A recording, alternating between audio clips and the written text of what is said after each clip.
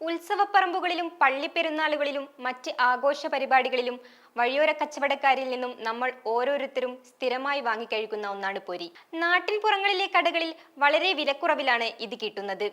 കൊച്ചുകുട്ടികൾക്ക് പോലും പ്രിയപ്പെട്ട പലഹാരമായതിനാൽ നാം ഇത് ധാരാളമായി വാങ്ങി നൽകാറുണ്ട്. കേരളത്തിൽ മിക്കവാറും ഈ പൊരികൾ എത്തുന്നത് മറ്റു പല സംസ്ഥാനങ്ങളിൽ നിന്നുമായിരിക്കും.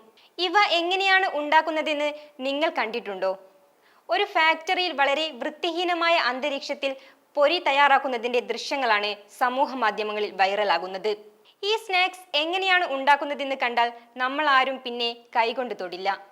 ധാന്യങ്ങൾ വെറും നിലത്തിട്ട് ചവിട്ടിക്കുഴയ്ക്കുകയും വെള്ളത്തിലിട്ട് ചവിട്ടിക്കുഴയ്ക്കുകയും ചെയ്യുന്നത് ദൃശ്യങ്ങളിൽ കാണാൻ കഴിയും. മേൽവസ്ത്രമില്ലാത്ത ചെറുപ്പക്കാർ പൊരി ഉണ്ടാക്കുന്നതും വിവിധ ജോലികൾ ചെയ്യുന്നതും കാണാൻ സാധിക്കും. വൃത്തിയില്ലാത്ത അന്തരീക്ഷത്തിൽ പൊരി ഉണ്ടാക്കുന്നതിനെ വിമർശിച്ച് നിരവധി കമന്റുകളും വീഡിയോയ്ക്ക് ലഭിക്കുന്നുണ്ട്.